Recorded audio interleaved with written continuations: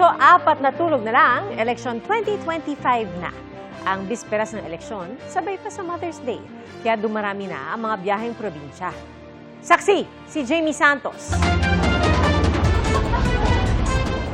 Alas 6 ngayong gabi nang humaba ang pila sa ticket booths sa Parañaque Integrated Terminal Exchange o PITX sa Parañaque City. Sa ticket booth 1 nga, may nakapaskil na fully booked sa mga pasaherong bibili pa lang ng ticket. Marami ding pasahero ang nakapila sa ticket booth 4. Karamihan bibili ng ticket pauwi para makaboto sa eleksyon sa Lunes at ma-celebrate ang Mother's Day. Dahil sa eleksyon, kailangan po kasi para, di ba po, para makapili tayo yung mga dapat nating iboto na mga kandidato. Kailangan natin baguhin ang Pilipinas. Sa atin kasi manggagaling. Si Jean Pacatanduanes para sumunod sa mga anak na nauna ng bumiyahe. Bubuto tsaka at least makapagbakasyon din. Para makapili ng yung manunungkulan sa ating bayan, sa ating bansa. Para may magbago naman. Para may mabago naman sa pamamalakad ng gobyerno.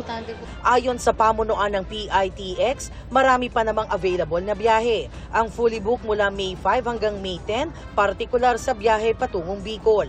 May 51 trips para sa May 9 pa Bicol, 33 rito ay fully book na. Sa May 10 naman, may 51 trips din pero 31 trips na rin ang fully book. Para naman sa mga biyaheng Visayas at Mindanao, may tig-5 biyahe kada araw sa May 9 at 10. Ngunit tig-4 na biyahe sa bawat araw ang fully book na rin.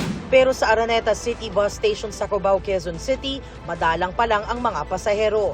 Ayon sa pamunuan ng terminal, maraming bus na masasakyan dito, lalo na ang mga biyaheng Lucena, Batangas at Nueva Ecija. Hanggang maaari, pumunta na sila ng maaga para makaiwas sila kung sakasakali mang dumagsa ang pasahero dahil sa eleksyon. Ang ating mga bus naman na narito ngayon ay sufisyente naman. Sa NAIA Terminal 3, may mga pasahero na ring uuwi ng probinsya para bumoto. Siyempre ngayon na panahon ng halalan, we need to exercise our right to suffrage, to choose po yung mga leaders that will lead our country.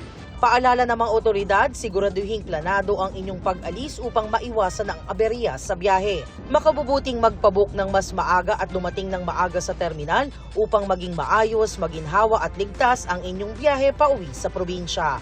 Para sa GMA Integrated News, ako si Jamie Santos, ang inyong saksi. Mga kapuso, maging una sa saksi. Mag-subscribe sa GMA Integrated News sa YouTube para sa iba't ibang balita.